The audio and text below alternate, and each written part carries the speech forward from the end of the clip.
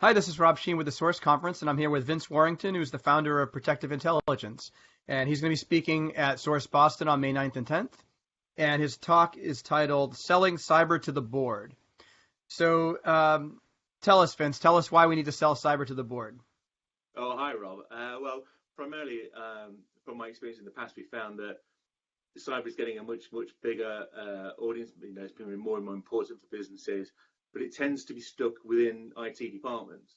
And what we found is that, of my experience of going to boards in the past, is I have this idea of, we're all techies and we go up and we think, hey, if I talk tech, if I demonstrate how well I know the technology and how well I know the problem, then the board will listen to me and they'll give me my money. But unfortunately, what tends to happen is boards don't understand technology. So quite frequently what happens is you'll go in and you'll talk to the board and you'll give your presentation and you think, yep, I've nailed it. That money's definitely mine. We're going to get funded. And then nothing happens, because what happens is you talk a lot of technology and the board go, sit there and listen to you. And then you walk out the door and then they all think, I didn't understand a word of what that man just said. But the important thing is, because they're at that senior level, they then don't turn to each other and say, I didn't understand that, did you?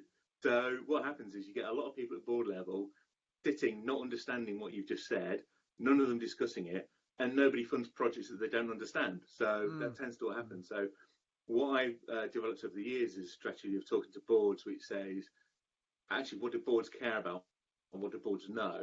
And they talk about risk. They talk about the risks of the business. They understand risk. So I found in the past, changing it around, making it less about the technology, more about the problem you're solving, more about what the risk mitigation is, gets you a lot better results when you talk to the board level. And that's generally what my talk is about. Got it. So why the board at all? Why not just convince your manager or the CISO or the CEO? Why go straight to the board? Well, it's the same sort of job. You've got to convince those people to then go to the board, and then it's. I once worked with a great CTO who started in a very, very large multinational business, and he gathered all the troops around day one, stood at the front of the entire IT department in the UK. They've got people dialing in from all over the world, and the CTO stood up and said, "I know nothing about technology." And everybody kind of gasped. And went, what do you mean? He said, I know nothing about technology, but I know how to talk to boards. So your job is to convince me of why I need to support your project, and then I will convince the board that we need to support it. So it's kind of it's one of those things where you need to kind of it's a convincing job basically more than anything else. And the more people you convince, the better you have. And you find the same with like cyber awareness programs. The more people you talk to, the more you convince them, the more protected they'll be and the better behaviors they'll exhibit. It's the same sort of process. Right.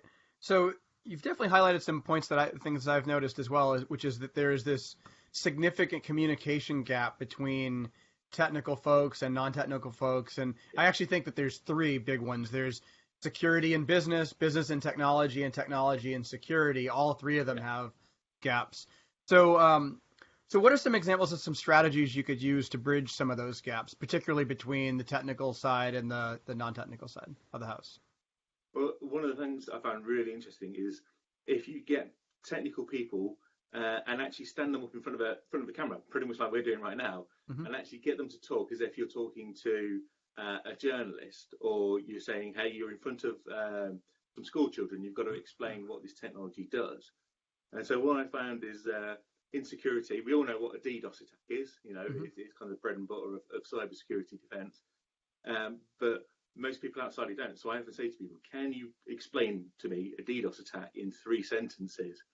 And it's really, really hard to do when you've kind of lived the technology for so long. It's so hard to break out of the kind of technical issues around it.